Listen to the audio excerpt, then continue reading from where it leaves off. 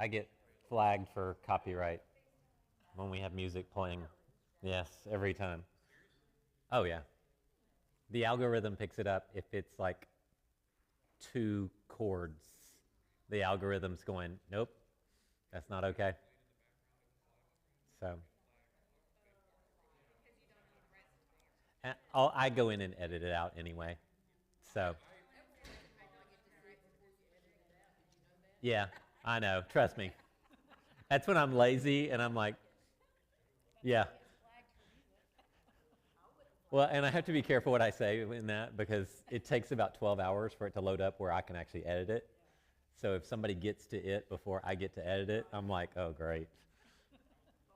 I got to be careful with my casual conversations before we start. Like, yes, generally speaking. Right. You're in on it that way. You're in on it that way.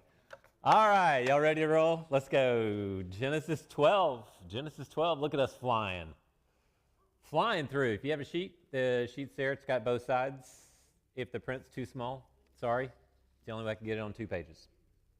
So I got 3 pages. That way I can see it. Because I'm not wearing glasses. I don't care what they say. That means it's coming for you. Yeah. Actually, I can see it better if it's there than I can if it's right here. And so if you ever notice me when I'm preaching and the stuff's over here and I'm reading it from over here and you're going, wow, he's got really good eyesight. And I'm like, no, I just can't see it right here. So so I can see it from our reach. All right, let's roll. I feel like I need one of those clicker board things now so I can do that. There you go. Thank you, Jeff. Appreciate it. I know. No, we're good. All right, 12. We're going to roll into Abram. All right, and we won't call him Abraham for a while, so we'll probably call him Abraham anyway. But I try and separate it. So because he is Abram, all right, and he's going to be the main character, obviously, for the next, I don't know, 12, 13 chapters. He'll be the main character. And so we'll just walk through sort of his calling, his life, all his activities, everything that he does, his journeys. We know he is the 20th generation, okay? So Adam is 1, all right? Noah's going to end up being 10, and then Abram will be the 20th generation, okay? And so we'll work through his life. He is going to be the one who is called. So you have this idea that there is just all of these people out there, all right? We had 10 generations. God wiped them out. We started over with the 10th generation. That was Noah. Shem, Ham, Japheth was the 11th generation, and so we start back over again, okay? So don't think we've got this massive population. We had to do the whole start over with the flood, all right? But at some point, God says, I am going to call one person, okay? I'm going to call one person, and he's going to be the one through whom I bless the world, okay? And so this is where we find ourselves here in chapter 12, that God has decided upon the one he was going to call, the one he is calling, the one who did call, and then we'll kind of just check out him. So we good? Everybody good? 12:1. The Lord said to Abram, go out from your land, your relatives, and your father's house, okay? We'll get to the oops here in a second. So you're going to go out from here, and we believe it to be Ur of the Chaldeans, okay? So sort of Iraq area, the eastern side of Jordan, Mesopotamia area. Leave that and go to the land I will show you, okay? And this is the crucial thing, because we're going to have this understanding of land, all right? So pay attention to that, because we get 2 things in the promise. It's always land, it's always offspring, land and offspring. Thus, we call it the promised land, okay? See, some of you are going, wow, I never knew it was called that for a reason, okay? You'll understand, okay? I will make you into a great nation. I will bless you. I will make your name great. Your Shem Gadol, your Shem mighty. Your name will be mighty. And you will be a blessing, a barach. I will bless those who bless you, and I will curse those who, we always hear it, I will curse those who curse you, all right? It's those who treat you with contempt or make less of you. Okay, so it's not this idea of I will cast down a curse upon those who cast down a curse upon you. All right, I'm going to speak well of those who speak well of you. And I'm going to literally curse, the one who despises you or makes less of you or ignores you or treats you improperly, okay? Which is really interesting with what's going on in the world today, because that'll get interesting. And all the peoples, the tribes on earth will be blessed, spoken well of, in you or through you as a result of you being in the mix, okay? And so this is the promise that he's giving him, all right? But what is the imperative? What's the command? Go. Go. Get out, okay? You are the one I'm going to call. Leave what? Your land, your eretz. In the beginning, God created the heavens and the earth. Leave your earth, your land, your relative. Now, why did I pause on that one? He took Lot. He took his nephew. Have you ever been somewhere and you're like, this is going to be an amazing vacation. Let's take our nephew. No, because your nephew's like a bratty kid and he's not yours, but you still are going to pay for him. And like I don't know. Maybe he snuck on. I don't know. Maybe it was a Noah thing from the movie where the guy snuck on the ark. All right, but Lot does come along, and of course, Lot's going to be sort of the foil in the story. If you ever hear of any great play, any great narrative story, always has that one character that you're like, oh, he's causing all the problems. Okay, and that's going to be Lot. All right. Now, why pick Abram? And why make these promises? Go, and I'm going to give you land. I'm going to make you a great nation. I'm going to make your name great. You're going to be a blessing. I'm going to bless you. All the people on earth will be blessed through you. So he calls a 75-year-old man with no children and no real prospect of children. Is that a good choice? If you're going to turn somebody into a great nation, all right, all the world from this point on is going to be blessed through you. Do you call a 75-year-old man with a 65-year-old barren wife? If you're God, you do. Now, why do we pick Moses? Did Moses have anything going for him? Come on. Moses, I want you to go get my people out of Egypt. Oh, no problem. I lived in the palace. I was there. I speak Egyptian. I know the language. I know the culture. I know everything. I know, well, theoretically, yeah, we'll go there. All right. What about Paul, the Apostle Paul? Did he have anything going for him? Raised at the feet of the best Jewish scholar, Roman citizen, Greek culture. Who could we send to go to the Greco-Roman world and explain the Jewish Messiah to them? Paul, duh, all right? Who could go let my people go? Moses, right? Who could be the one that I use to make a great nation? The guy over there in Mesopotamia that's 75 years old with a 65-year-old barren wife? Just going to make a really awesome story, isn't it? Problem is he's going to have 25 years to sit on this. How is that going to work out? Did God leave him a little too long? Yeah, I think so too. If I'm God, that's my one criticism of God. I'm going, you left him too long. He's going to screw up. Because here's the thing. What I love about Abram, all right, is when God says go, he goes. When God says do this, he does it. When God is silent, what happens? Train wreck every time, all right? Now, some of you can identify with that. Some of you, as long as God writes it on your forehead, go do this, you're like, cool, I'm in. But when you're left to your own devices, what happens? Okay, so we'll see that. And Lot may have been the hint at this sort of weakness of his. 4, all right, so God said go, verse 4, so what? Abram went, all right? As the Lord had told him, and Lot went with him. Abram was 75 years old when he left Haran. He took his wife Sarai. All right, we're going to change her name as well, so hold on to that. So call her Sarai for now. Nephew Lot, all the possessions he accumulated and the people he acquired in Haran, they set out for the land of Canaan. All right, now who is Canaan? It's not just a place, like most places. It's not just a place, it's a person. All right? And who was Canaan's dad? You remember? Ham. Ham has a little problem after the whole flood thing, right? Ham is going to be cursed. So the land of Canaan, or Canaan and his descendants, are cursed as well. Okay? So just hang on to that one.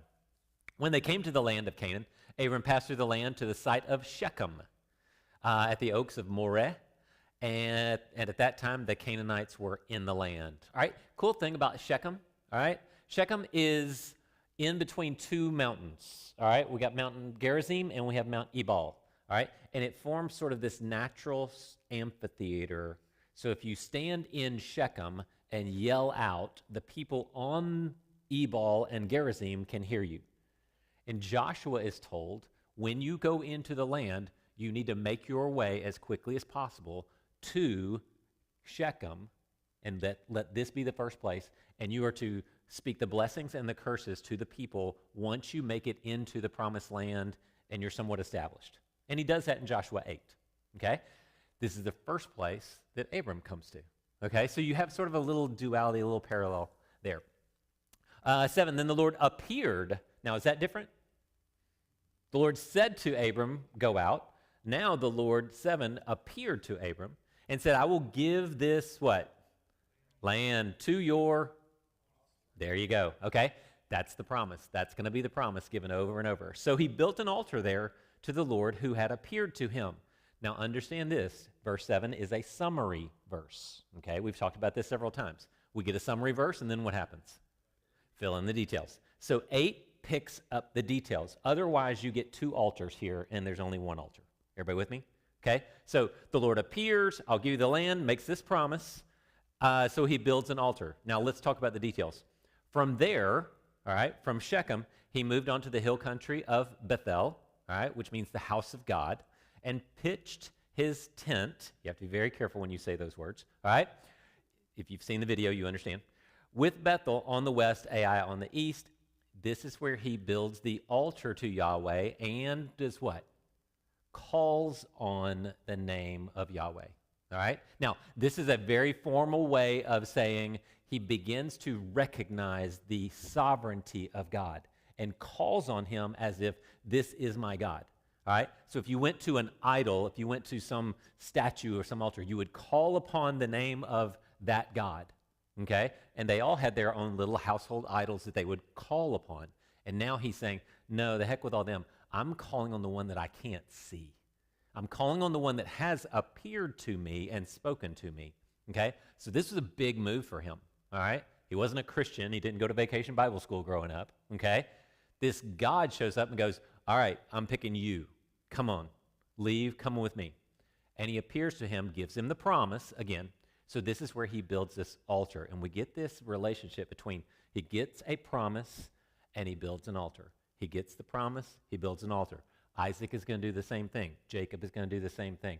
We see this promise given 11 times, okay? And we have this rhythm of promise given, altar built. All right? Calls on the name of Yahweh. 9, then Abraham journeyed in stages or by stages to the Negev. Negev is just south. He's moving south. So he comes from Haran up in the north, all right? Comes from the Mesopotamia, comes down, starts in Shechem, goes to Bethel, between Bethel and Ai, and he continues to move south. Negev. Negev could be all the way over where the Gaza Strip is located today, all the way across to the Dead Sea. Okay, so he's just moving south, south, south. We don't know why. He just is. Okay? 10. And then there was a famine in the land. So Abram went down to Egypt. Does that sound familiar at all? A famine in the land, and what do? Retreat to Egypt. Famine in the land, retreat to Egypt. All right? 3 generations later, what are they going to do? When there's 7 years of famine, what do? They go to Egypt. Okay? And eventually, God's going to say, don't do that anymore. Don't do that anymore. Don't go back to Egypt anymore. No more. You're going to trust me. But for now, this is that rhythm. So when Jacob sends the boys to Egypt, what's he doing? It's just what you do. Why? Because Egypt is a well-watered land. And you're thinking, wait, no, I've seen the Egypt. It's like desert and everything. No, not the Y of the delta of the Nile. It's as green as anything you've ever seen. And then the little strip down the Nile is as green as you can get. The rest of it, yeah, desert everywhere. But in there, we do have that watering. All right, to live there while the famine was in the land was very severe. It was kabod. Honor your father and mother.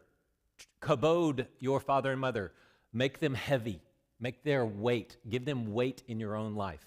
And the famine was very heavy on the people. Y'all see that connection there? Okay, severe, heavy. 11. Now again, summary verse 11. When he was about to enter Egypt, he said to his wife Sarai, look, I know you are a beautiful woman. Good timing, Ashley. All right? The beautiful woman walks in the room, okay?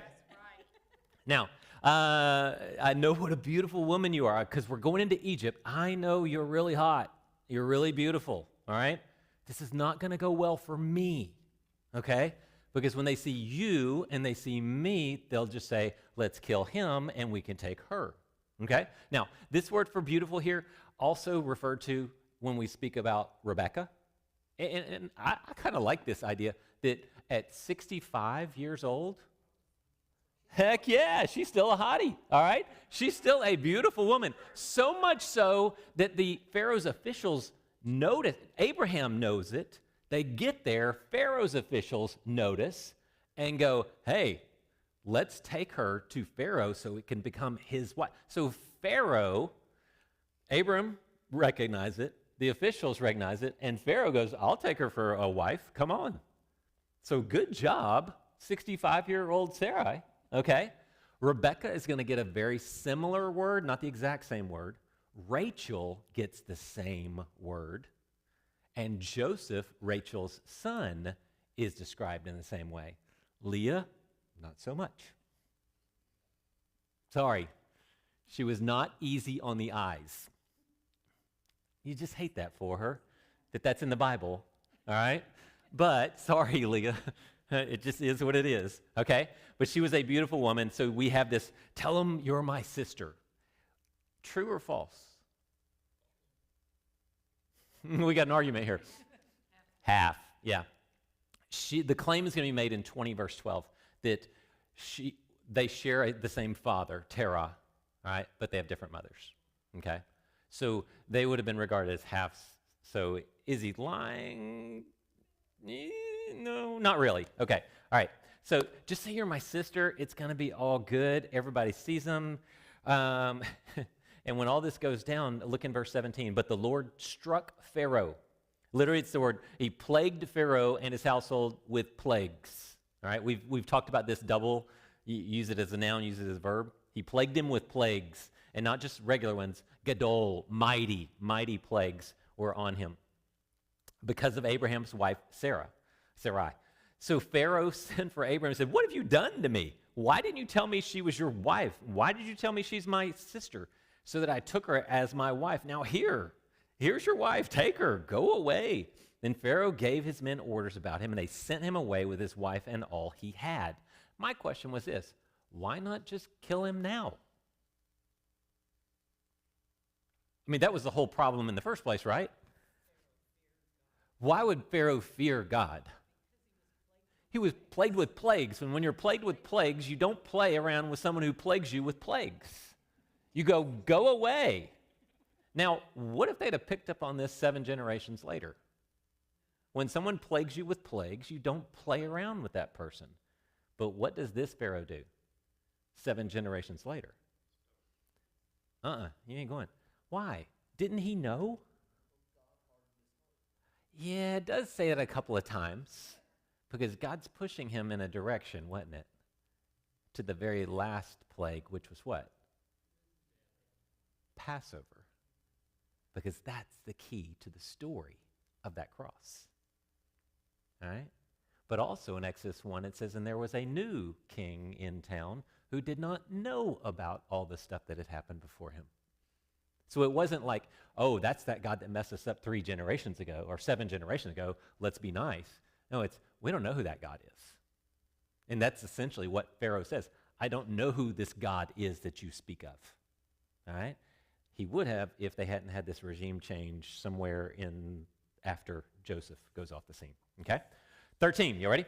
That was quick. We did that well. All right. 13. Then Abram went up from Egypt to the Negev. All right, so we're going from Egypt up to the southern part of Egypt. He, his wife, all he had, and Lot with him. Abram was very rich because God said, I'm going to bless you. And how does he walk out of Egypt?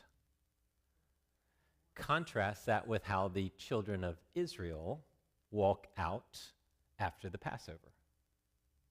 What happens? They plundered Egypt. All right? And we're going to see that next week in 15. That's a promise that you're going to do this. They do this very simple. So you see a lot of parallels here between this trip to Egypt and the Jacob's trip to Egypt. It's just one ended up with, I think, about 75 years of slavery, which was bad. Okay? Okay, so we got Lot in there. Abram was very rich, went by stages from Negev back up to Bethel. All right, so he's just reversing course here. To the place between Bethel and Ai, where his tent had formerly been, to the site where he had built the altar. And again, Abram does what? Calls on the name of Yahweh there. All right? Now, I don't think you can assume he didn't call on him anywhere else, that he went, oh, I called on him here, I went down, I'm coming back up. Oh, I'll call on him again now. I think you can go either way with that. I don't think you can say one way or the other definitively, though, so don't get too weird on that one. 5. Now Lot, who was traveling with Abram, all right, just baggage, also had flocks, herds, and tents, but the land was unable to support them as long as they stayed together, for they had so many possessions that they could not stay together. Now, some of you have lived in Texas long enough. You know that if you have land and you have a herd and your neighbor has land and a herd, that you can't herd together because there's not enough land to herd. Everybody okay with that? I have no idea what I'm talking about because I live in a city, all right? But I'm assuming there was not enough grass, whatever, water for all of them. And they started to quarrel. They started to get in fights, okay? Because when your nephew is traveling with you, you're going to get into a fight at some point, all right? And you're going to want to make him go away. So Abram comes up with what idea? What's the idea? And we kind of play this out the rest of the way, at least for the rest of 13. Now, who's the adult? I like this. Who's the adult? You have Abram and nephew Lot. And their people are quarreling because they've got so much now. Now, did God bless them with all of this stuff? With all the plunder of Egypt, essentially? With all the stuff that they gathered? Did God bless him as a result of a lie?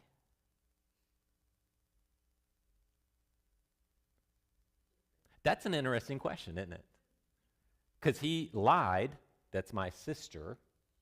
Let's be honest, it was a lie, okay? Because Pharaoh calls him out and goes, why'd you lie to me? All right? And God blessed him because of the lie or in spite of the lie? Yeah, it's kind of an interesting question. But they have so many possessions. They come together. They're fighting and everything. And what does the adult in the room say? You pick one direction, I'll go the other. So Lot, the cranky little nephew, the bratty little nephew, looks where? Looks where? Which direction? Right? So imagine them in southern Israel, okay? The Dead Sea's right over here. They're in sort of this area. They look over and they see the Jordan Valley. What does it look like? Jordan River coming right down the middle of this. You go from the Sea of Galilee, right? Sea of Galilee, Jordan River, down to the Dead Sea. Here's Jerusalem. They're hanging out here in Bethel. It's not going well. And Lot looks to the east and he sees the green Jordan Valley.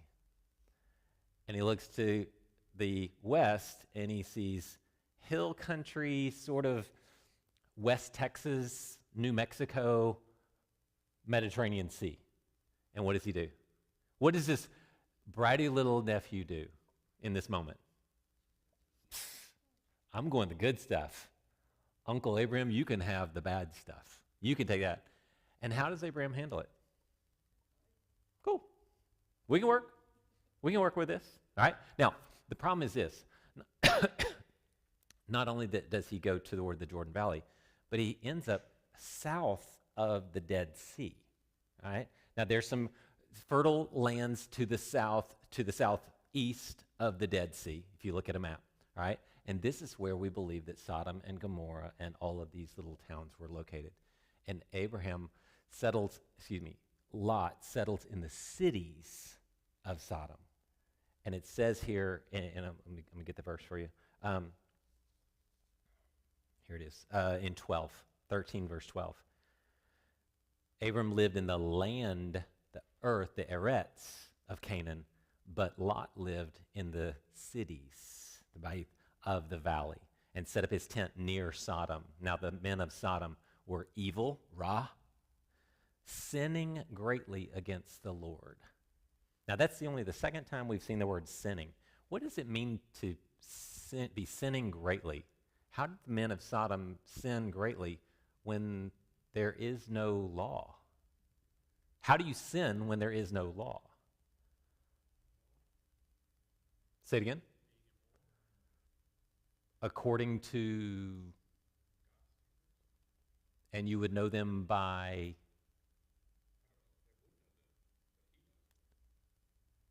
so it sounds like a trick question, and then, can you have sin if there is no law? But how do you know? And should you be held accountable for sinning against a standard that has not been yet revealed? Hold on. And I'm preaching this on Sunday, so just hang on. Okay? We are born to know. To know what? Right and wrong? A conscience?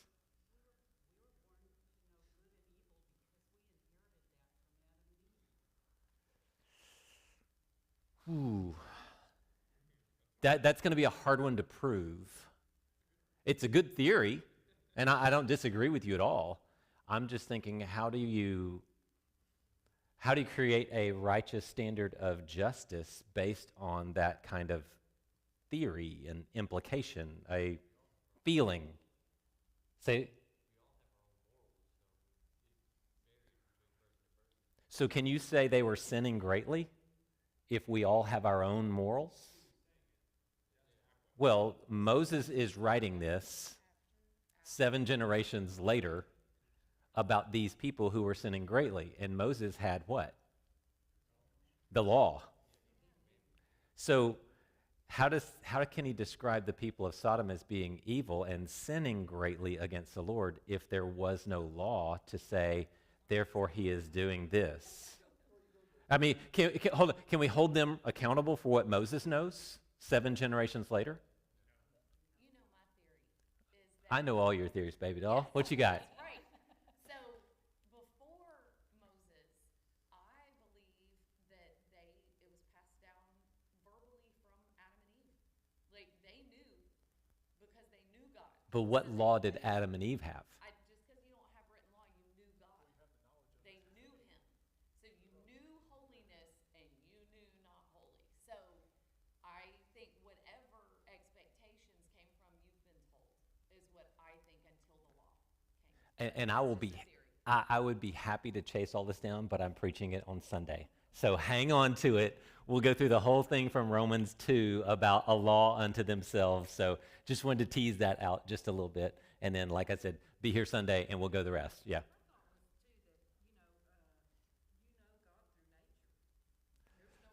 See, now you're quoting Romans on me. So we'll get there. We'll get there. I promise.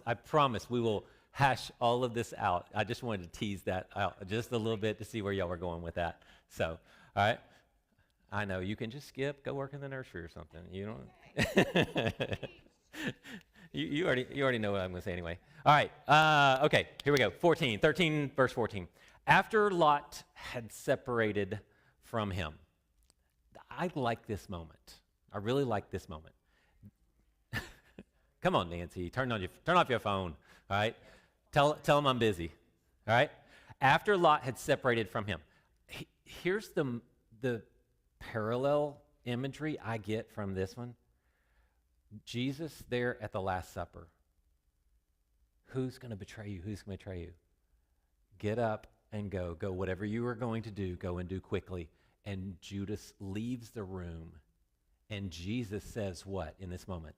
now the Son of Man will be glorified. See, you see that? He leaves the room, and now the plan is in place. And I kind of got that feel when I looked at this one. So after Lot had separated from him, the Lord said to Abram, look from the place where you are. Look north, south, east, and west, for I will give you and your offspring forever all the land that you see. Right? So it's almost like that same idea of now the Son of Man is glorified. Now the plan is in effect. And now he's saying, now I'm going to give you this land. I'm going to give it to all of your offspring. Again, to the 75, maybe 80-year-old man at this point who still hasn't had kids. And what's he thinking? Okay, I'm believing you. I'm trusting in you. How long is that going to last, though? Who cracks first? Who gives up first? Sarah. Yeah, I know. All right, 16. I will make your offspring like the dust of the earth. So that if anyone could count the dust of the earth, then your offspring could be counted. Get up and walk around the land through its length and width, for I will give it to you. Singular, you, Abraham. I'm giving it to you. All right? So Abram moved his tent and went to live near the oaks of Mamre. Mamre's a guy, okay? So hold on to that. Mamre at Hebron, all right? David's first kingdom, first palace is at Hebron. It's to the south, just to the south of Jerusalem, all right? About a day's journey south, where he does what? Builds an altar. Why? He was given a promise. This promise is reaffirmed, land, offspring. So what does he do in response? Here at Hebron, he built one. So there's an altar. Where's the first altar? Y'all remember? Bethel. All right. The second one is at Hebron. Okay. So, all right. 14. A little bit of war story here. We're doing really well on time. Y'all are awesome. All right. In those days, here we go. This is always fun. Amraphel, king of Shinar. All right. What happened at Shinar? Come on. Anybody know what happened at Shinar? The Tower of Babel. All right. In the plain of Shinar. Okay. So that's near Babylon. So we're talking Iraq area. Iraq, Jordan. Arioch, king of Elasar. Kedorlaomer, who is our main king. All right. He's the sort of the head king of these guys. King of Elam, all right, which is Iraq. I'm not going there. Tidal, king of Goim, all right. All of these are Mesopotamia, Iraq, Jordan, okay. Waged war against Bera, king of Sodom, Bersha, king of Gomorrah, Shinab, king of Admah, Shemeber, king of Zeboim, as well as the king of Beloth, which is Zoar, okay. Again, summary statement. You can even pick up the next verse. All these came as allies to the valley of Siddim, that is the Dead Sea. Okay?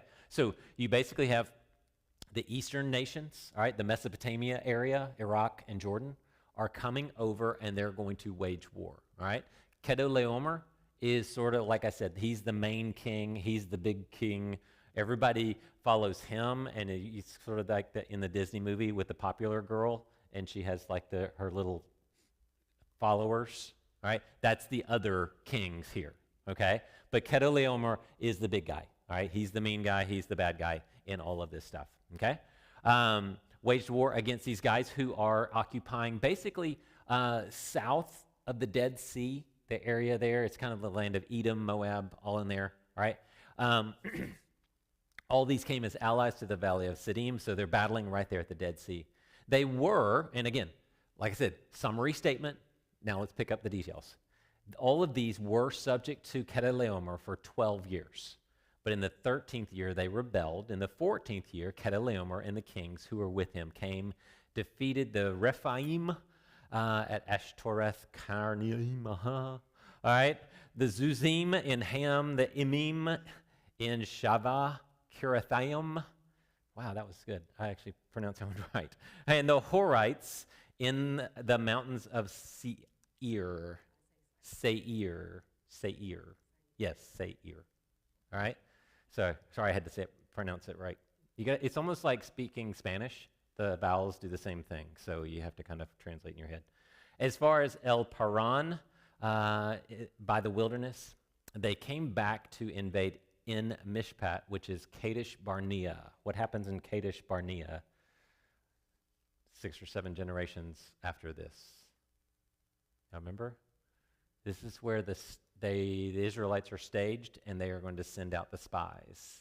They send out the spies from Kadesh Barnea, so it's in the south, okay, before you get into the promised land, okay? So then they come back and invade Kadesh Barnea and defeated all the territory of the Amalekites, which is kind of Gaza Strip, is probably the best way to describe that, as well as the Amorites who were occupying Canaan, who lived in Hazazon Tamar. All right? So that everybody understands that? You can do your quiet time on those verses right there. All right? Good luck pronouncing all that. All right? No, basically you just got Kedorlaomer. He's just mean. He's just a mean, mean man, and he's just wiping out anybody and everybody that gets in his way. All right?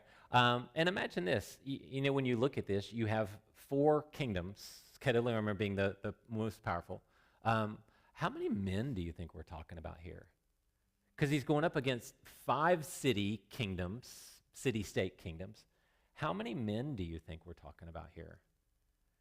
If you've got 4 cities and they're coming all the way from Mesopotamia over here to attack 5 other cities, just think in your head, just think how many men are we talking about that are making this trek over here to do battle against these people? Again, remember, we're only 10 generations into the restart of humanity. So, all right. In verse 8, then the king of Sodom, the king of Gomorrah, the king of Admah, the king of Zeboim, the king of Bela, that is Zoar, went out and lined up for battle formation in the valley of Siddim, near the Dead Sea, against Kedorlaomer, king of Elam, Tidal, king of Goim, Amraphel, king of Shinar, Arioch, king of Elasar. 4 kings against 5, in case you were counting. Okay? Again, summary statement, fill in the verse. All right? Now the valley of Siddim contained many asphalt pits, like they do. And as the kings of Sodom and Gomorrah fled, okay? Because when do kings flee? When they're losing, all right? King of Sodom, which is evil and is sinning greatly, flees. Does that surprise anyone? Gomorrah is right there behind him, okay? Some fell into them, the asphalt pits, but the rest fled to the mountains. The 4 kings took all, the kings with Kedorlaomer, took all the goods of Sodom and Gomorrah and all the food and went on. They also took Abraham's nephew Lot and his possessions, for he was living in Sodom, and they went on. They went back to Mesopotamia. Okay? Mistake? What do you think? If you leave Lot alone, what happens? Nothing. Does Abraham jump in here? No, but you mess with the nephew, okay?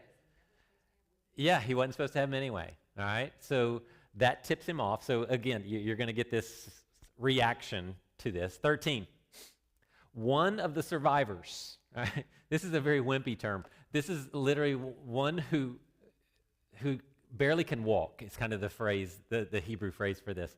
One who like escapes out of the fire like half burnt, just hobbling. Picture this person just making it out barely alive. This barely alive human is the word. It's just an odd word that they use here. Came and told Abram the Hebrew. Now, why do we say that? What makes him a Hebrew? This is the first time this word's ever used. The word Hebrew is first used here. Go ahead. Say it again. He is living in Hebron, but that is not the word for Hebrew. All right? In the 14th generation, there was a descendant of Shem that's called Eber. And from Eber, we get the word Hebrew. Okay? So a descendant of Eber is a Hebrew. Okay? So that's where we get that word. So yeah, it tripped me up too, because I thought Hebron, that makes sense. All right? And it may very well be this is the city of the descendants of Heber, or this is where Heber lived or something like that. But I don't know. But it's just interesting that he uses that phrase. The survivor came and told Abram, the Hebrew, who lived near the oaks of belonging to Mamre. All right? Again, Mamre is a person. Okay? This oaks of Mamre, this is going to be where he eventually buys the tomb for Sarah. Okay, so very important. We'll get to that in a couple weeks. All right, month or Christmas, New Year, something like that. All right. Mamre, the brother of Eshcol and the brother of Aner, which means husband. All right. They were bound by a treaty with Abram. So Abram gets into Hebron and he does what? Makes friends. So they have this treaty. When Abram heard that his relative had been taken prisoner, he assembled his, how many? 318. Now, when you had the number in your head of Chedorlaomer and his armies and his allies' armies, how many of you had more than 318? Anyone? Yeah, me too. I'm thinking like Troy movies here and all that. So yeah, it's just armies upon armies, 500,000. I'm like, I don't know if there was 500,000 people on the planet, much less. So you got to kind of check your numbers here, because when Abraham gets his 318 trained men born in his household, and they went in pursuit as far as Dan. Now, Dan is always referred to as somewhere north, all right? It's always up in the north, all right? So from Dan to Beersheba. Dan's always the north, Beersheba's always in the south. That phrase comes up a lot. Pursues him as far as Dan, and he and his servants deployed against them by night, attacked them, pursued them as far as Hobah to the north of Damascus. Now, where's Damascus? Yeah. How far are we talking here from the south of the Dead Sea to Syria? If anybody's got a map in their head, think this, and this is pretty accurate according to my little handy-dandy ruler and stuff. Think drive to DFW or chase an army from here to DFW airport. So when it says deployed against them, attack them by night, that was a long night, okay? Attacked them, pursued them. Literally, from here to DFW, about 175 miles is from the Dead Sea to Damascus, 175 miles, okay? And then he has to bring them back. He brought back all the goods and also his relative Lot and his goods, which just is a funny picture, but I'll just let that go, as well as the women and the other people, okay? So there was this massive capture, plundering, take everything from them and all this stuff. Abram, Mamre, Eshcol, and Aner come and they save the day, all right?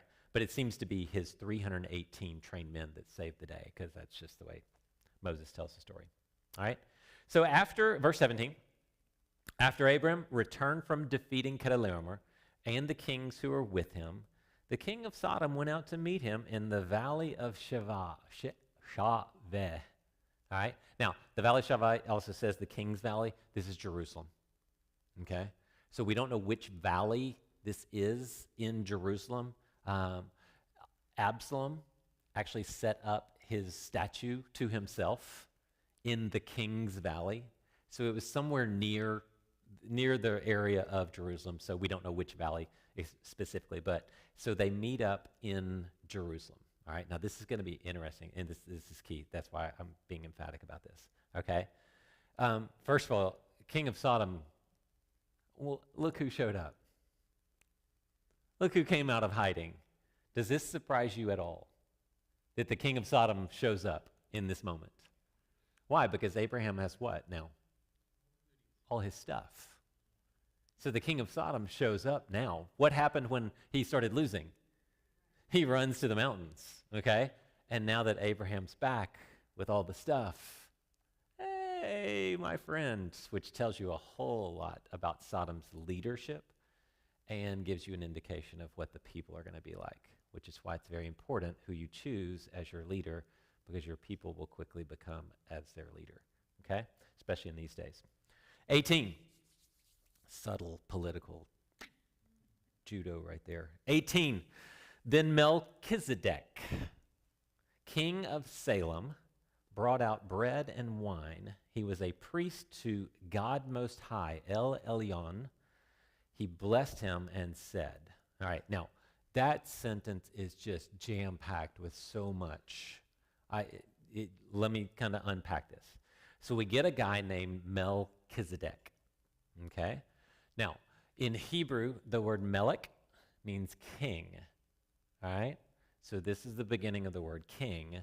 The word Zedek, Tsedeq kind of spelling, is righteousness. So Melchizedek is the king of righteousness.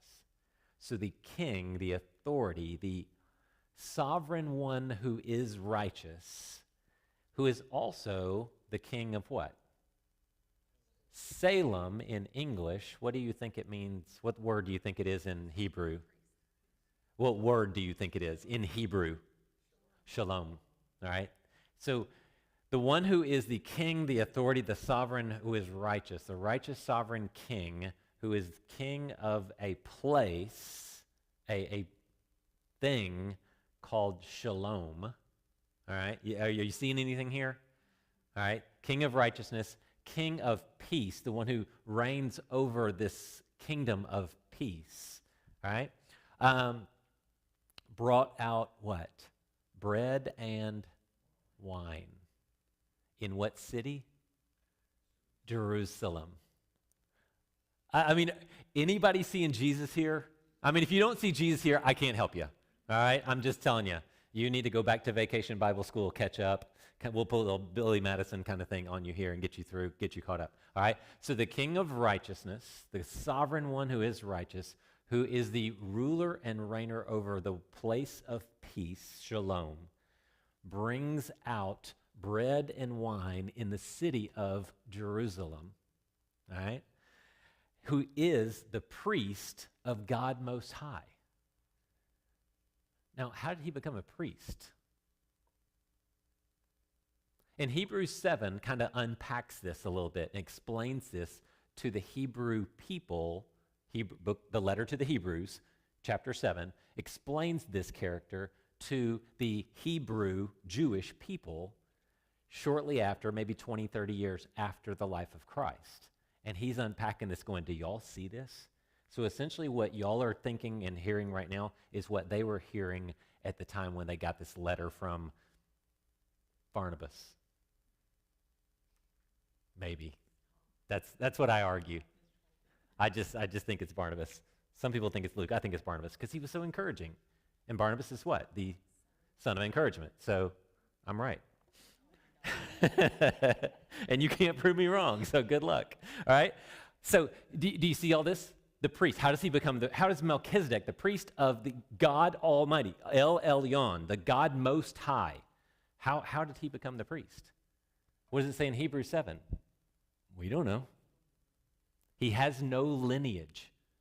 Jesus becomes the priest, the high priest, our high priest who intercedes for us. How did he become this? Any part of his lineage? No. He was from the tribe of Judah, not the tribe of Levi. And so this Melchizedek is the picture of Jesus in the Old Testament. Some people even make the argument, I don't like it, but some people make the argument that this was Jesus manifested, incarnated earlier on. I don't like that argument. I don't think it holds water. But it is very much symbolically, I'll go symbolically, I'm not going to go incarnation. Symbolically, this was the person of Jesus, the King of righteousness, the one who reigns over the place of peace, bringing out bread and wine in the city of Jerusalem. And he's the priest who does what? Who blesses Abraham. All right? And the one who blesses is the one who is superior over the lesser. Okay? Abraham is blessed. Blessed are you, Abraham, by the God Most High, El Elyon, creator of heaven and earth, in case you were wondering, and not the evolver of heaven and earth. And I give praise, I bless, I barak to God Most High, who has handed over your enemies to you. So it's just this blessing, this speaking well, this literally a eulogy over Abraham. And Abraham gave him, Melchizedek, a tenth of everything, which leads us to do what? Till to this day, we're still giving a tithe in response to what God has blessed us with. All right? And this concept of the tithe, the tenth, same word, okay, is going to start here. It's going to be carried over into the law. And then it's obviously going to be carried over into the New Testament as far as their giving, set aside what you have determined to give. So is it an Old Testament concept? Absolutely. Is it a New Testament concept? No, not specifically the tenth, but the understanding was you do bring a tenth. This is sort of a standard that God has set very early on, that Abraham responds to the blessing with what? A tenth. A tenth of everything that he had recovered, okay? So this is why it continues to do this. Then, 21, here's our character. Then the king of Sodom, because we love him, because he's so awesome, said to Abram, give me the people, but take the possessions for yourself. Well, darn, isn't that so generous of you? Because, I mean, he kind of is being generous. He's saying, give me my people, but hey, you went and fought all this. You keep all your stuff, all right? And look at me. Look how magnanimous I am. And look how generous I am. And there's something here that Moses wrote, but Abram knew, that they were evil and they were sinning greatly. And so he is very careful. He's already made up his mind what he's going to do, which is really a good way to do decision making. When you decide in the moment, how often do you make good decisions? Very rarely. But Abram said to the king of Sodom, who fled earlier and is now back, I have raised my hand in an oath to Yahweh, God Most High, creator of heaven and earth. Does this sound familiar? Exactly what Melchizedek has just said, okay? So godly Melchizedek, creator, God Most High, Abram's on the same page, that I will not take a thread or sandal strap or anything that belongs to you. So you can never say, I made Abram rich. I will take nothing except what the servants have eaten but as for the share of the men who came with me and their Eshkol Mamre, they can do whatever they want. But as for me and my house, And again, when did he take this oath? When the king of Sodom offered it? Did the king of Sodom go, hey, we'll take the people, but you take all the other stuff. You work so hard, you did it all. Did he go in that moment, ooh, I need to make an oath to God not to take anything if I'm offered it? No, he knew what was going to happen. And I love this. What does it mean, not even a thread? Not even a sandal strap, okay? Because, I mean, if you're working the sandals, all right, you blow out the flip-flop, you got to have a little bit of a string or something. He gone, not even going to take that. I'll walk around hobbling, barefoot, 1 foot, flopping around, okay? I ain't taking nothing from you because I know who you are.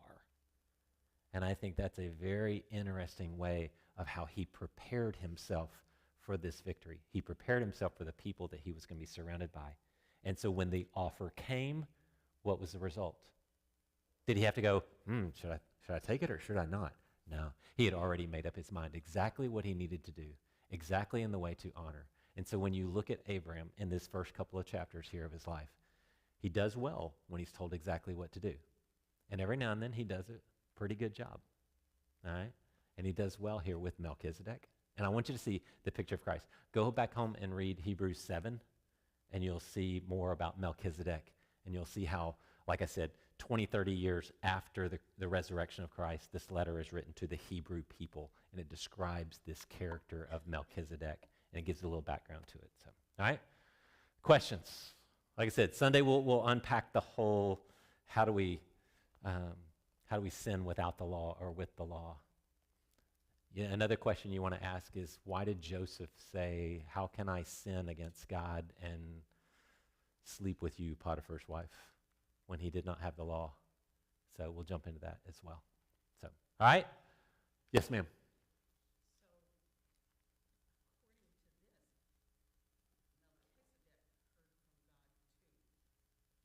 Have no idea. All we know is Melchizedek shows up with refreshments and blesses him. And he is a priest. Somehow. We don't know how.